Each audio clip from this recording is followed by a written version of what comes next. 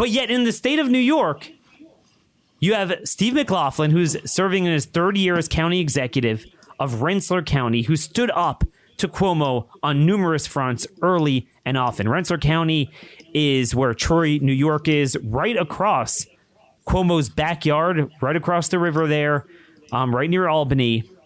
And you might be thinking, okay, well, this is a red county in a blue state. Well, that in itself takes a lot of guts, and we're not seeing a lot of that. We're not seeing rebellions against these state governors. But I'm here to tell you, Rensselaer County is actually a swing county. It voted for Barack Obama. Trump carried it by 1 point. It's a very close county, and it's really a microcosm of America. This is the type of place that we should be winning in, that we should be providing them with a bold contrast, with a smart, educated path forward on what we should and shouldn't be doing with this virus, as well as other issues as well, such as crime and budget. Steve has offered that leadership on numerous issues. He actually is a career commercial airline pilot. He's also a banker. Lots of interesting experience in the private sector. Then in 2010, he was elected to the New York General Assembly, was always fighting the establishment, corruption, standing up for constitutional rights, balancing budgets. He's actually lowered taxes while balancing the budget as county executive since he's served as Rensselaer County executive. Yeah, I think you nailed that perfectly. I don't think anybody underreacted and then overreacted as much as Andrew Cuomo did, and I think that history is going to bear that out to be the correct analysis. He refused to act early. I was screaming that we needed, give me a quarantine of anybody coming out of what was then the epicenter of the world. I didn't even say I don't want you coming to my county. I just said if you come here, quarantine for 14 days, make sure you're okay. We'll protect you. We'll check in on you, and we'll protect the county residents as well. He refused to even acknowledge that request, said it was all politics, completely ignored me. He ignored even de Blasio when de Blasio said we got to shut down New York City. So it was a massive underreaction, and then the most incredible overreaction I've ever seen, and it continues to this day, where every day with Andrew Cuomo, and if you look back to every single one of his press conferences or his press statements, there is always an infliction of dominance, confusion, and or pain to the people of New York. Every day he's going to pick one thing to inject confusion. And sometimes he'll say something on one day and then completely change course 180 degrees the next day. And I'll give you a quick example. One day he was saying, no, of course you cannot open the state in phases. You have to, in regions. We're one state. You have to open up at once. The very next day he said, oh, no, of course you can open in regions. New York's vastly different. So there's always this drive or mania to keep the people off balance. It's been maddening as a county executive, not just for me, but for any of my counterparts as well, on both sides of the aisle. Of course, most of them don't have the gumption to stand up and say it. But privately, when we're talking amongst ourselves, they are frustrated, they are angry, and they've really had enough of Andrew Cuomo. And that's kind of an overview of where we're at. A massive underreaction and then just a giant overreaction. Yeah, I did, and maybe it'll end up being the single most meaningful thing that I ever do in politics. I hope I do other great things, but this, to me, was something that needed to be done. So I read what I would say the evil order that came out of the New York State Department of Health, backed by Andrew Cuomo and Howard Zucker, who's an absolute hack of a health commissioner. This order comes out. I read it. I immediately called our one county-owned and run nursing home, Van Rensselaer Manor, and I talked to the director who works for me, and I said, you will never, ever obey this executive order. I will fire everybody in that building. You will not obey this. This is evil. This is wrong. And what that order said was that you had to basically accept positive COVID transfers. Now, Andrew Cuomo has spent months on revisionist history, but that's what the order was. And anybody that knows Andrew Cuomo knows that it is a thug, bullying administration that one time famously said, we have two speeds here, get along and kill. Well, kill he did. Because over 12,000, when the numbers are really accurately counted, over 12,000 seniors died in nursing homes because of that evil order. They died of COVID. They were transferred in. I refused to do it. I never even really advertised that fact early on because I know how vindictive this governor and his administration are. So we did it quietly. We just told our folks out there at our staff, you're never accepting a positive COVID, and you absolutely will test everybody before they come in the door, and they don't come in as a new resident until that test comes back as a negative. That was another key thing that evil order did was forbid nursing homes from testing incoming residents. It was absolutely evil. It was absurd, and we see the results. And the 5 states that did it had the worst results, and Andrew Cuomo by far had the worst result of those 5. So most deaths in the nation, most nursing home deaths in the nation. I defied it. It was the right thing to do, and and part of it is I saw my own mom pass away of an infection after heart surgery, and she got through the surgery fine. She got an infection and passed away, and it was horrible. There's no way that I wanted any of that on my conscience, so we were going to do whatever we could to protect that nursing home, and we did. We had 0 deaths. We've had no deaths from COVID at that nursing home. Yet when you want to reopen, he's like, well, actually, no, I don't think you met the benchmarks. So how did you navigate the state phased reopenings? And have you ever used law enforcement at a time when they're dealing with real violent crime to enforce some of these edicts? No. Well, that first answer is no, never. We never used our law enforcement, never would. And I was very public in saying that this is a county that believes in the Constitution. This is a county that, we are American citizens. We are not subjects. We are not using law enforcement. I don't want to hear about people not wearing masks. We're not running around trying to find people not wearing masks. We are not going into businesses. We never did any of that. And here's what happened for those that may not know across the country. We had these phases that were thrown out there and say, okay, we're going to do phase 1, 2, 3, and 4. And as we hit those, marks, we're going to open up. Well, by the time we got to phase 4, we were supposed to be completely open, and we're not. We're still not completely open. So what happened on phase 1, we have these control room calls with all the elected leaders of the region, and we're the capital region, so I think there's 11 of us from the different counties, where we're supposed to be in charge of the reopening. But like most of what Andrew Cuomo does, it's a lie, it's a fraud, it's just a front.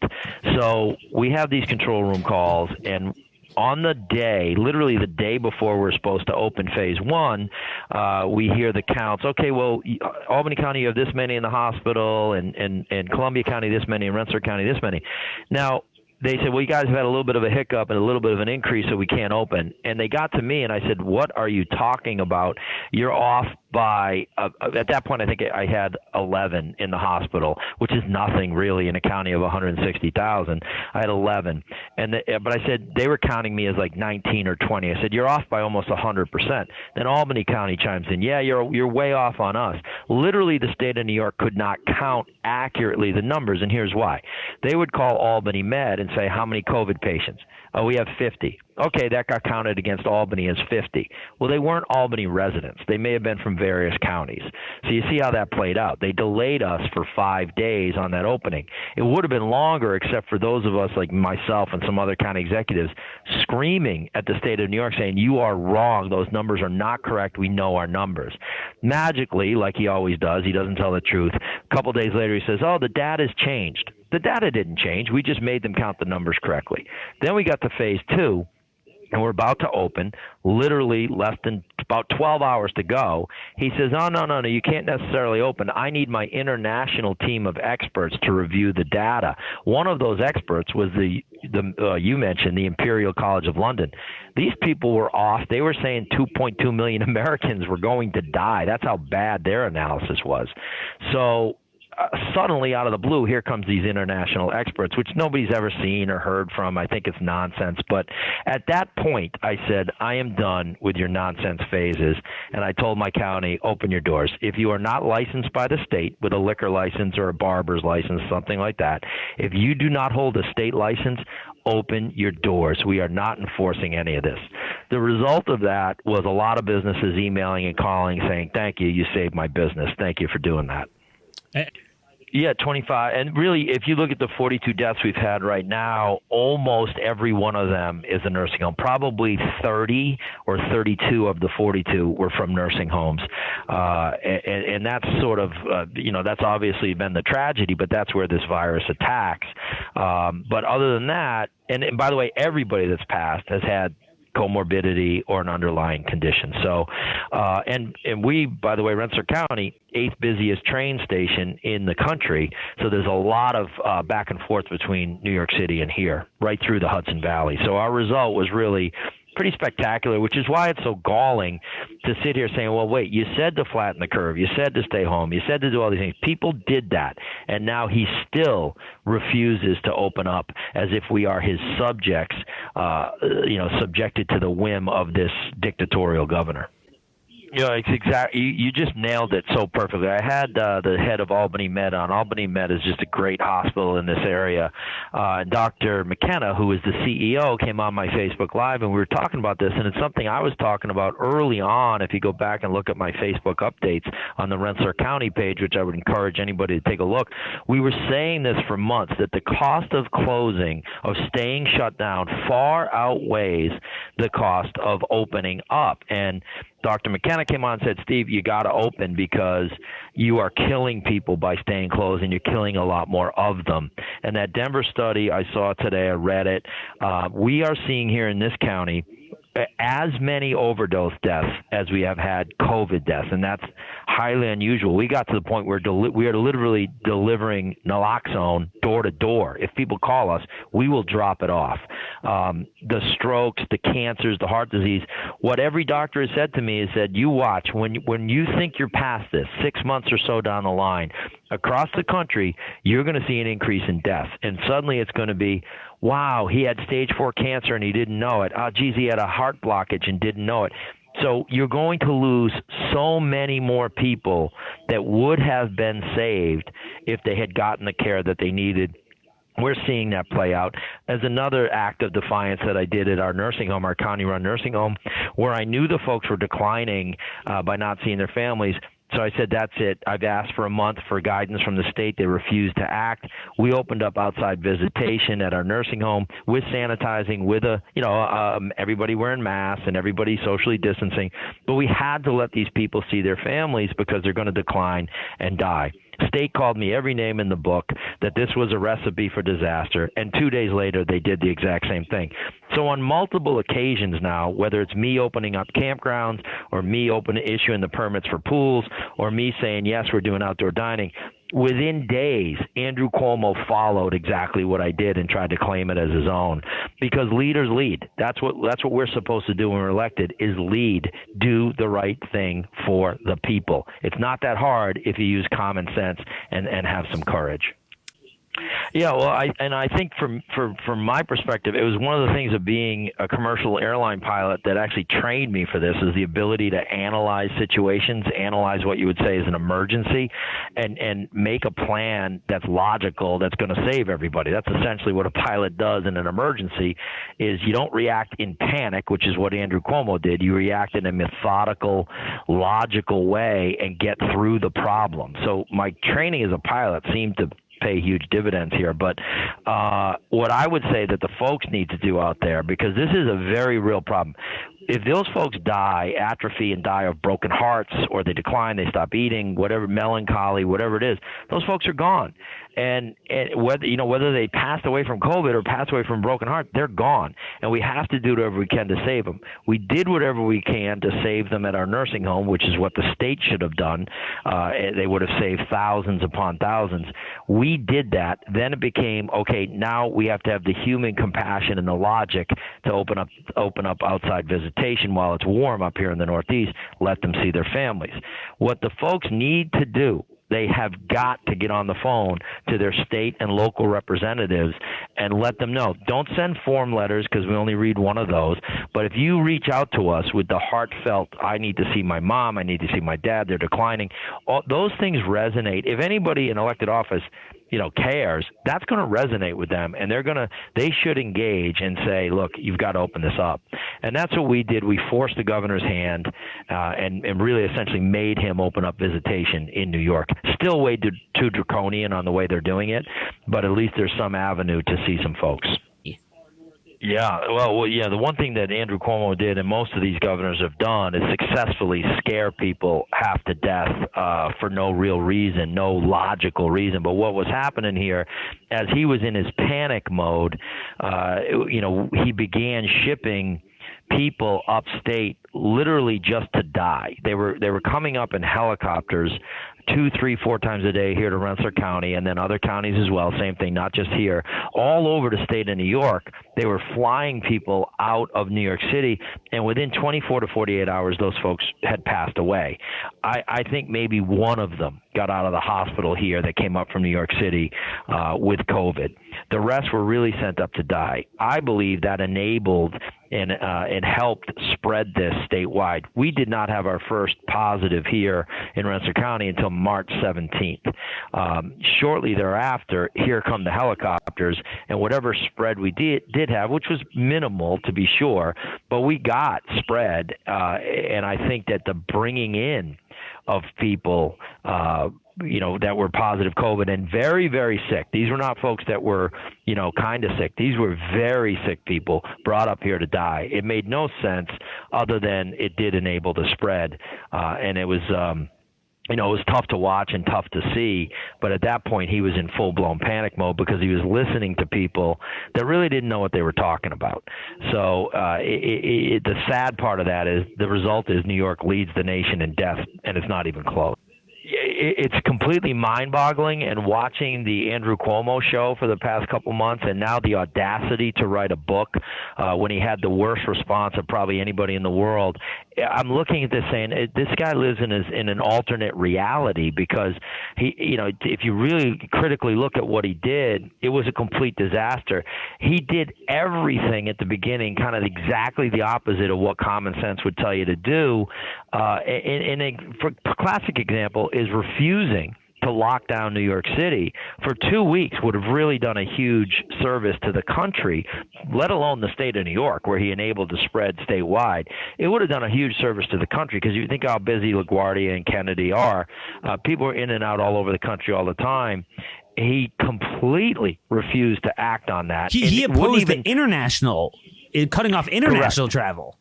And wouldn't even acknowledge me when I was saying, look, I want to quarantine not only for Rensselaer County, but for upstate. Anybody coming up from the hot zone, you got to quarantine for 14 days. I went ahead and did it anyway. Our health department issued a health order. It was another act of defiance. And we had a couple of dozen people call us from New York City saying, love what you're doing. Thank you for doing it. This is where I am. This is where I'll be for 2 weeks. That allowed our health department here in the county to check in with them every day. Are you okay? Do you need anything? How are you feeling? All of them got through it just fine, thank God.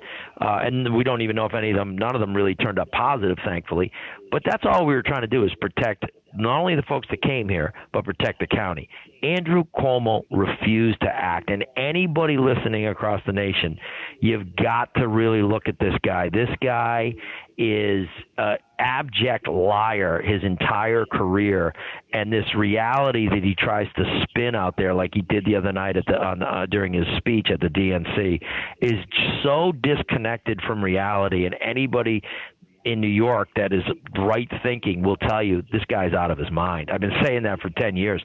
The alternate reality he lives in is something to behold. He creates his own reality, lectures you, browbeats you, asks and answers his own questions. Very typical. Has that sing-song up and down voice. It's all meant to lull people into hypnosis and kind of get them to do get them to go along. You'll see him say right at the end of sentences all the time, seeking agreement. It's just watching this guy for 10 years. It's been something to see. Man, boy, were we right on that. And again, not that I believe in retrospect, especially when we learned about the virus we're learning in New Zealand, that you could forever fully keep it out. But the degree to which you seed it in your country initially is going to matter, and you will have at least a flatter curve that way. That's the one thing you can do. Whereas these guys, they were like, they opposed even the European shutoff even as late as mid-March. They didn't want it. So we ceded the heck out of it here. And then they turn around, we're going to lock down Americans, no church, no business, no school, nothing. Like, whoa. I mean, at that point, it doesn't help anyway. It's going to have to run its course. And that's the sickening thing. So he thinks we could go back to even under the article, what we couldn't do under the Articles of Confederation, which is create a travel ban on other states and set up checkpoints. Yet he opposed cutting off travel from Wuhan. I mean, right. These guys are just unbelievable. Very little, and as it's been said famously, democracy dies in darkness. Well, it's midnight in New York State with Andrew Cuomo. The legislature abdicated their responsibility, and that, as bad as that is, they turned over the reins of power completely to Andrew Cuomo, who famously one time said, "I am the government." He means it. He views himself really as a dictator and not all that benevolent, but he. They abdicated their responsibility. As bad as that is, they have not taken it back since, even though we've gotten through the worst of it. The emergency is over. It's time to govern, and they still refuse to do so. So there's not nearly enough of a clamor. You hear some of it from some of the conservative members, but New York's legislature is dominated by Democrats, and it's dominated by New York City Democrats in particular, who are just groupthink cowards that will go along with whatever he says because they're afraid to cross him. And what the people should know about Andrew Cuomo is always remember that whatever he is accusing someone else of doing is exactly what he's doing.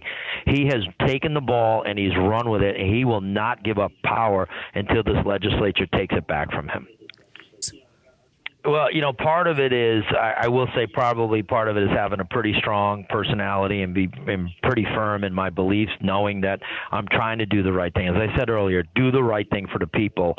And my advice and the way it worked here was, I saw that it was nonsense. I saw where I needed to push back. I knew that he was hurting people. I would say to any elected official out there, look yourself in the mirror. Understand that you're not there to be a puppet. Leaders lead. Leaders have to stand up, and sometimes that means going against the grain. I've done that with my own party. I've stood up. I've pushed back in the assembly against the New York State Republican-controlled Senate at the time because they were not doing the right thing, and I had to protect my constituents. So you've got to be, I think the single biggest thing, do not be afraid of losing an election. And far too many in elected office govern because they're afraid of losing. If you do the right thing, it's going to take care of itself. And I've always approached it with that mindset that, look, I'm going to do what I got to do. I'm going to say what I need to say. If I take care of the people, I think the people are going to respond well to that, and they're going to send me back. And if they choose not to, then God has a different plan for me, and I go on and I do something else. But in the meantime, you're going to make an impact if you do the right thing. Guys, is he awesome or what? I mean, tell me, what would the Republican Party look like if you had an RNC chair like that guy? How many Republicans do you ever hear talk like that? I mean, he had a command of the facts. That was the big thing when I talked to him. I could tell he was really up. I mentioned the Denver study from today on cardiac deaths, and he already knew that just recently came out. I mean, he's really up on things, and that's part of the problem. A lot of Republican elected officials are just dumb. So the dumber you are, the less you know. The less you know, the less confidence you have in your views, and the more susceptible you are to buying into the lies. They were completely bored by the Beltway partisan sniping, and that it turned them off, and that they were completely frustrated by it. So the whole world is not Twitter. Oh, and that's exactly right. That stuff is not going to play. That's the reason why I'm assuming you're going to play this, so I don't want to get too far into it. But I thought what Andrew Cuomo did today was actually very remarkable. And I mean, I got to give him full props, and it's not just because I'm recognizing that he's praising Trump. It's because he's setting the partisanship down, and he's like, hey, I may disagree with the guy on stuff, but he's actually doing what we need, and between all of us, we're doing what we can to save lives, which is what you want leaders to do. Right, and Trump needs to do more of this too, and he is doing more of it over the last week or so. He was up there praising the media. He and Mike Pence were praising the media. So I mean, they're trying to be nice about this. They're trying to dial it down in order for people to take it seriously. Yes, and that's what it requires in order for people to take it seriously. It's Andrew Cuomo saying, kind of shooting down Bill de Blasio on the let's lock down New York right this very moment sort of thing. Yeah. And at the same time, you know what? I work really well with Donald Trump. We don't agree on everything, but he is fully engaged in this. He's creative, et cetera, et cetera. I mean, he's creative. He's responsive. Yes, I mean that's what it's not even just the creative stuff, which is good. I mean, he's. I think Donald Trump, unlike any previous president before him in recent times, is working with the private sector to help come up with solutions quickly for distribution chains, unlike anybody else could have done. Right? We have to, because that's where your president is going to take. I can tell you he is fully engaged on trying to help New York. He's being very creative and very energetic, and I thank him for his partnership. And you see, maybe it's a combination of reality setting in and the seriousness of the magnitude of the situation, forcing people to say, okay, we got to find a way to get along and get through this, and finding some common ground. Or Andrew Cuomo is a hyper-partisan guy, and he realizes there's no upside in bashing Trump at this time. It's going to backfire. I think it's the former, not the latter. Well, I think it's the former, because he didn't need to go into that kind of detail if all he wanted to do was just throw Trump a sop to right. facilitate the public thing. He actually kind of went into detail and explained how Trump was working hard, and he's creative. He's being very responsive to us. And he's not the only one. Gavin Newsom has said similar things. I mean, there are governors all over the country that are saying, "Hey, you know what? Everything he said he'd do, he's done." Right. Yes, and that's the type of leadership we need in a crisis. When this is over, we can get back to the partisan food fights. They're still there. They'll be there.